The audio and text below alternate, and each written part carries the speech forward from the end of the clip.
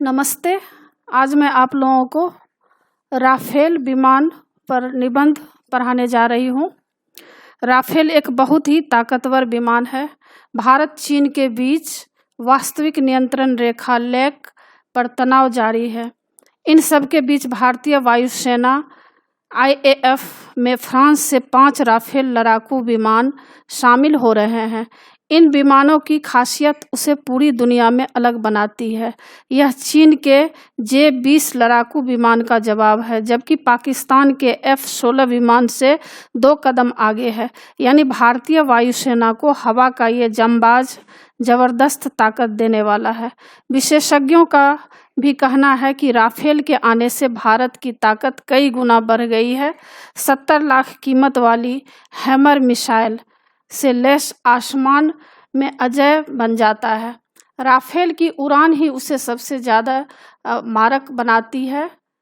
2130 kilometre प्रति घंटा की रफ्तार उसे दूसरे लड़ाकू विमान से अलहदा बनाता है। रेडार से बचने की क्षमता और दूर से दुश्मनों पर बाज सी नज़र रखते हुए हमला करने में राफेल को महारत हासिल है।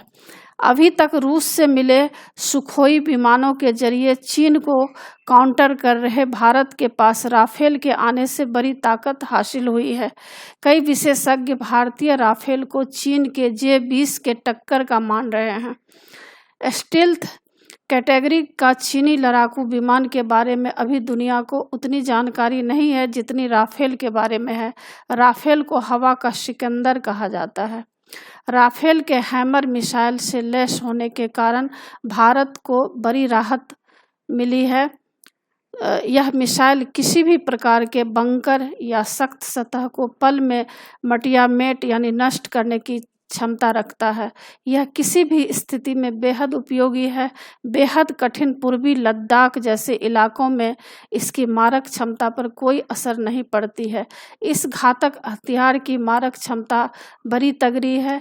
यह 20 किलोमीटर से 70 किलोमीटर की दूरी तक अचूक निशाना लगाने में माहिर है। जिस लड़ाकू विमान से हैमर को फायर किया जाता है वह उसकी मारक दूरी के कारण ही दुश्मन की एयर डिफेंस से बचने में सफल रहता है, क्योंकि दूरी के कारण लड़ाकू विमान दुश्मन के रडार पर नज़र नहीं आता है। हैमर मिसाइल किट के अलग अलग साइज के बम भी फिट किए जा सकते हैं। ये 125 किलो, 250 किलो, 500 किलो, यहाँ तक कि 1000 किलोग्राम के भी हो सकते हैं। राफेल के बारे में यहाँ सब कुछ दिया गया है, इसको भी आप लोग देख सकते हैं। इसका रेंज क्या है, टॉप स्पीड क्या है, वजन क्या है, विंग स्पैन क्या है, लंबाई मीटर, इसमें सब दिया हुआ है। तो इसको देखकर पता कर सकते हैं कि राफेल किस तरह का होता है। और राफेल में कई अचूक हथियार लग सकते हैं। 300 किलोमीटर तर मार करने वाली स्कल्प क्रूज मिसाइल इसे सबसे ज़्यादा मारक बनाती है। एयर टू एयर मिसाइल का निशाना चूकता नहीं है।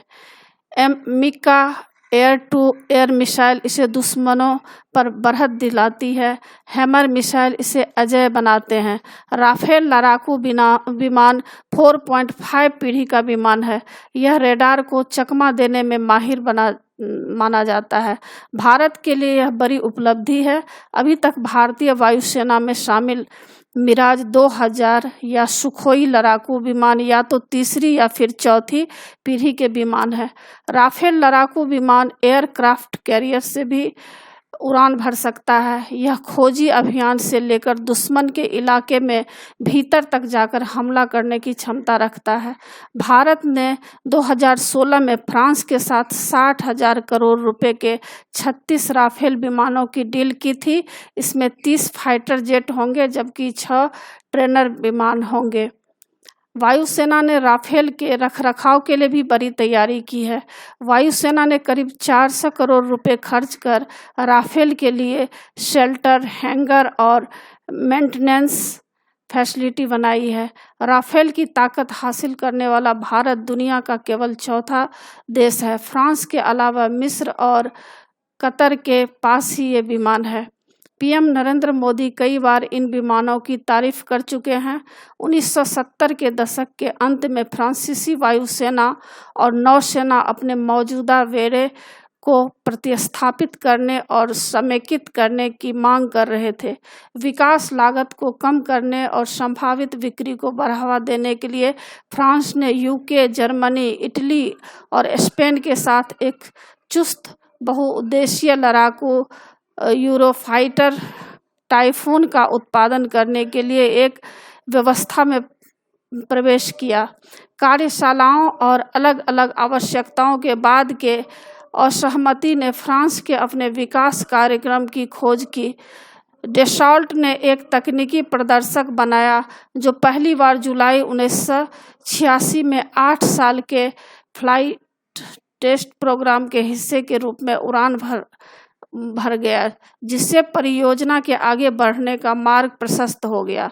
राफेल अपने युग के अन्य यूरोपीय सेनानियों से अलग है कि यह लगभग पूरी तरह से एक देश द्वारा बनाया गया है, जिसमें फ्रांस के प्रमुख रक्षा ठेकेदारों जैसे डेसॉल्ट, थॉल्टसेंट, सफ्रान शामिल हैं। राफेल अपनी ओमनीरोले क्षमताओं के साथ बढ़ती सरकारों द्वारा चुनी गई क्षमता दृष्टिकोण का सही उत्तर है। यह पूरी तरह से विमान की सबसे छोटी संख्या के साथ भी भूमिकाओं की सबसे विस्तृत श्रृंखला को पूरा करने की आवश्यकता का अनुपालन करता है। राफेल अस्थायी क्विक रिएक्शन अलर्ट, वायु रक्षा, वायु संप्रभुता मिशन, बाहरी मिशनों के लिए शक्ति प्रक्षेपण और तैनाती, गहरी हड़ताल मिशन, जमीनी बलों के लिए हवाई समर्थन, टोही मिशन, पायलट प्रशिक्षण, शॉर्ट और परमाणु निवारक कर्तव्यों में भाग लेता है। वायुसेना एकल सीट राफेल सी, वायुसेना 2 सीट राफेल बी और नौसेना एकल सीट राफेल एम में अधिकतम एयरफ्रेम और उपकरण समानता और बहुत ही समान मिशन क्षमताओं की सुविधा है।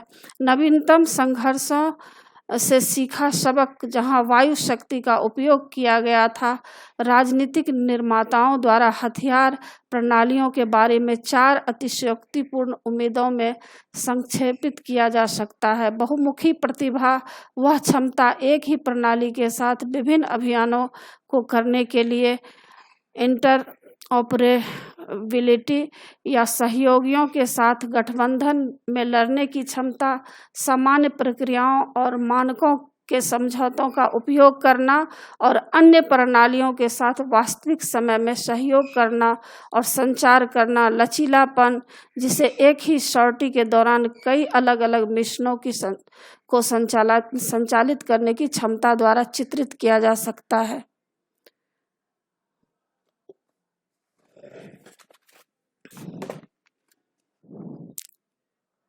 29 जुलाई 2020 को भारत की सैन्य ताकत को इस विमान के मिलने से और अधिक ताकत मिली है। भारत ने 5 लड़ाकू जेट प्राप्त किए। फ्रांस से 7000 किलोमीटर का लंबा सफर तय करके यह 5 लड़ाकू विमान को लाया गया। यह दूरी 3 दिन में तय की गई।